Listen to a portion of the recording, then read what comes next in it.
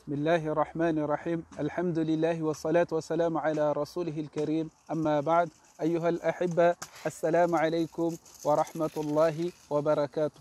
Dans cette nouvelle vidéo, nous allons parler de quelque chose qui est en nous. Et Inch'Allah, je vous expliquerai ce que c'est Inch'Allah. Mais avant cela, je vais vous lire un hadith du messager de Dieu sallallahu alayhi wa sallam. عن النواس بن سمعان رضي الله تعالى عنه قال سألت رسول الله صلى الله عليه وسلم عن البر والإثم قال البر حسن الخلق والإثم ما حاك في صدرك وكرهت أن يطلع عليه الناس رواه مسلم. Il dit que j'ai questionné au messager de Dieu sallallahu alayhi wa sallam. C'est Nawas ibn Sam'an qui dit j'ai questionné le messager de Dieu sallallahu alayhi wa sallam sur le terme al-bir et ithm. Al-bir, le bienfaisance. Le bienfait, c'est quoi? Il y a une autre question sur cela et la réponse était autre que celui-là. Mais ici, en général, le messager de Dieu sallallahu alayhi wa sallam a répondu globalement, c'est quoi? C'est quoi? Husnul khulq. Al-bir, husnul khulq. Que c'est le bon comportement. C'est quoi? Le bon comportement. Et sur le ithm, sur le terme ithm, qui signifie ici le péché, il dit ma haka fi sadrik. C'est qui taharrak, qui bouge dans ton cœur. Taraddud, qui met un doute ton cœur, qui est un doute, que ton cœur a des doutes sur cela. C'est ça le péché. Ça ne s'arrête pas là. وَكَرِهْتَ أَنْ يَطَّلِعَ عَلَيْهِ النَّاسِ. Et que tu détestes, que tu n'aimes pas que les gens sachent que cela apparaît aux yeux des gens. C'est ça le ism. Alors, dans un autre hadith,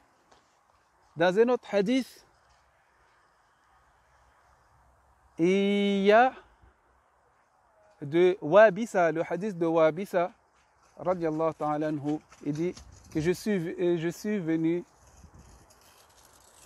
chez le messager de Dieu sallallahu alayhi wa sallam. Et le messager de Dieu sallallahu alayhi wa sallam lui a demandé, tu es venu pour demander concernant le bir et le ithm, tu es venu pour demander sur le bienfait, sur le bienfaisance, le bienfait et le ithm et le péché. Il a dit quoi? Il a répondu oui. Alors le messager de Dieu sallallahu alayhi wa sallam lui a donné cette réponse. Istafti nafsak. Questionne toi-même. Je m'arrête là.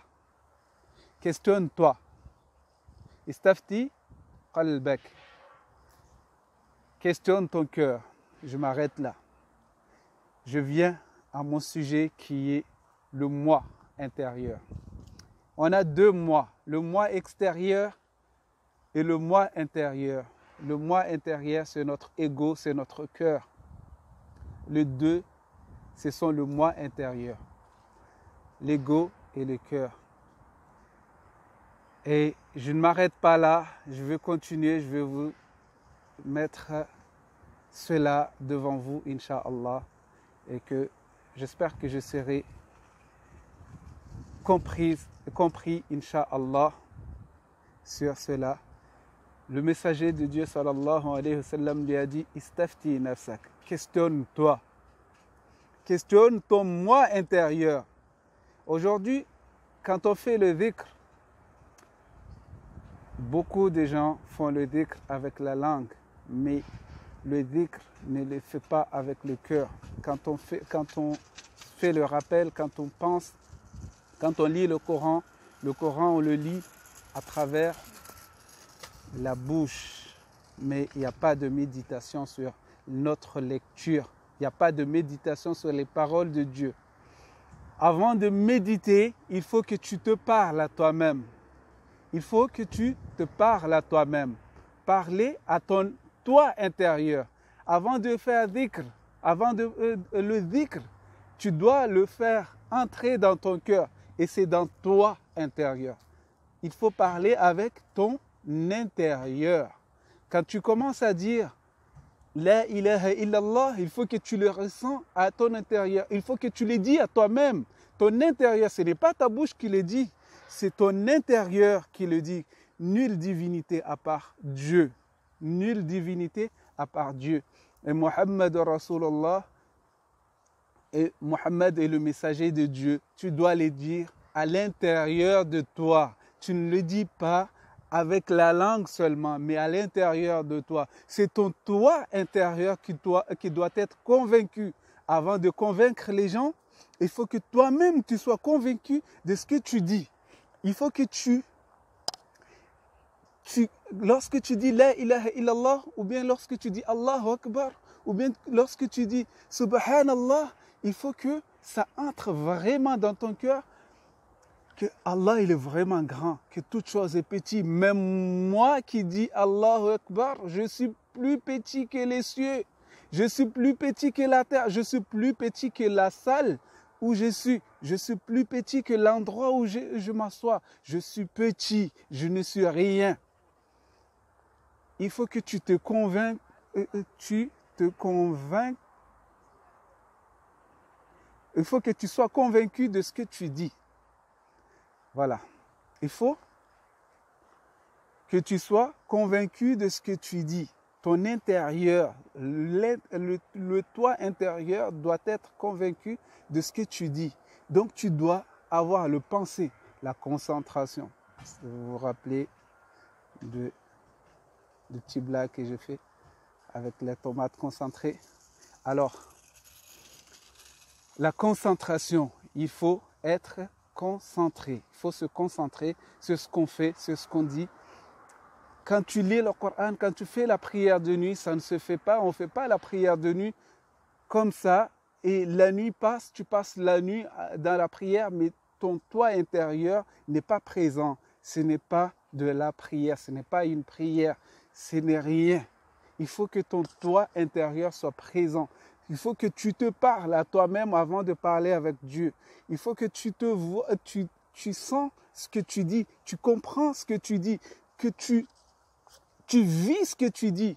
Quand tu parles avec Dieu, tu parles vraiment avec Dieu parce que ton toi intérieur est présent. Mais lorsque ton toi intérieur n'est pas présent, alors c'est vain. Ton dua, c'est vain. C'est en vain.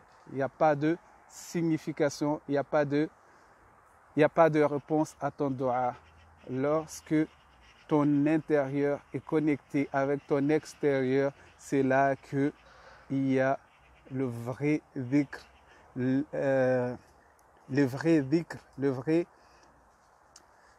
rappel, le vrai invocation, le vrai évocation, c'est lorsque il y a vraiment ton toi intérieur. Même quand tu écoutes des rappels, il faut que ton toi intérieur soit interpellé par ces rappels-là. Il faut qu'il soit là, présent, et qu'il comprenne. C'est pour cela que un de nos professeurs qui disait, quand tu viens en cours, quand vous venez en cours, venez comme un verre vide, car le verre plein, il n'y a rien qui entre dedans. Si toi, tu es convaincu que ton cœur, tu es déjà quelqu'un et que tu as quelque chose à l'intérieur de toi, comment pourrais-tu profiter des rappels? Tu ne pourrais jamais profiter des rappels. Donc, être présent intérieurement, ton toi intérieur doit être présent. Wassalamu alaikum wa ila al-liqa.